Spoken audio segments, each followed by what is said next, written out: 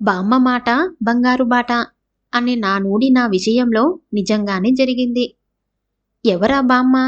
ఏంటా బాట అనుకుంటున్నారా? ఇంకెవరు? మా బామ్మే. మా బామ్మ కాలం చేసి చాలా రోజులయ్యింది. ఇంకా బతికి ఉంటే గనుక మా అన్యోన్యత చూసి ఎంత ఆనందించేదో. ఇక మా బామ్మ చెప్పిన మాట వినబట్టే మా జీవితం బంగారు బాటయింది. ఆ మాట నాకు పెళ్లి చేసిన మొదటి రోజే చెప్పింది. అదేమిటంటే, ఒరేయ్ బడొద్దాయ్! పెళ్ళైపోతే సంబడం కాదు. ఇప్పుడే వచ్చిన భార్యని నిన్ను కన్నా అమ్మని కూడా సమానంగా చూసుకోవాలి. అలా చూసుకోగలిగినప్పుడే నువ్వు నీ సంసారంలో చిక్కులు రాకుండా ఉంటాయి అంది. బామ్మ మాటలకు బుద్ధిగా ఊ కొట్టాను. కానీ సమానంగా చూసుకోవడం ఎలాగో అప్పుడు అర్థం కాలేదు. మా పెళ్ళైన కొద్ది రోజులకే బామ్మ కన్ను మూసినా బామ్మ చెప్పిన మాట మంత్రం మర్చిపోలేదు. నాన్నగారు కూడా నేను కాలేజీ చదివే రోజుల్లోనే పోవడంతో నాకు అమ్మ మాత్రమే మిగిలింది. అమ్మతోటే నేనుండేవాణ్ణి. నాతో పాటు నా భార్య తోడైంది. అందుకే నా దగ్గరే అమ్మ ఉంటుంది అనుకోను. అమ్మ దగ్గరే మేముంటున్నాం అని చెప్తూ ఉంటాను ఎవరికైనా. అలా ముగ్గురం ఒకే ఇంట్లో ఉంటూ అటు తల్లి కొడుకుగా, ఇటు భార్యకు భర్తగా న్యాయం చెయ్యాలనుకుంటూ అమ్మకి ఇష్టమయ్యే గుడులు, పుణ్యక్షేత్రాలు అమ్మని తిప్పేవాణ్ణి. భార్య సరదా పడే బీచు, సినిమాలకు భార్యను తిప్పేవాణ్ణి. ఇద్దర్ని నేనెంత బాగా చూసుకున్నా అత్తకోడలు ఒకే ఇంట్లో ఉన్నారంటే ఇద్దరి మధ్య ఏదో రకంగా మాటామాట వచ్చేది.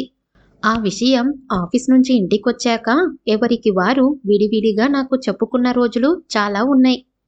ఇద్దరివి విన్న తరువాత అవేమీ పెద్ద మాట పట్టింపు, గొడవ వల్ల నాకేమీ అనిపించేవి కాదు.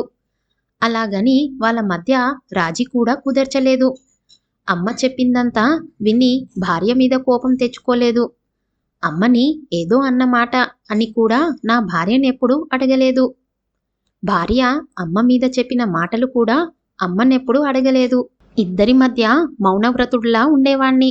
నా భార్య అయితే నాకు చెప్పినా, గోడకు చెప్పినా ఒకటే అనుకొని ఇక రాను రాను వాళ్ళేమనుకున్నా చెప్పడమే మానేసింది. నిజానికి అత్తకోడలవ్వడం వల్ల చిన్న మాట కూడా పెద్ద మాటలా వాళ్ళకనిపిస్తాయి. కానీ అదే తల్లి కూతుళ్ళైతే అస్సలు పట్టించుకునేవారు కాదు. నేను ఇదంతా ఎందుకు చెప్తున్నానంటే వారిద్దరి మధ్య నేను కల్పించుకొని ఏమీ మాట్లాడకపోవడం వల్లే.